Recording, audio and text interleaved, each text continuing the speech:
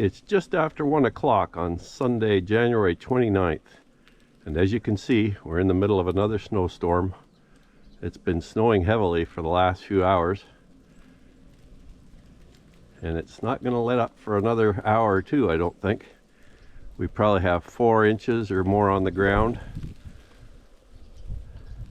Just thought I'd take a little walk around and see what the scenery looks like.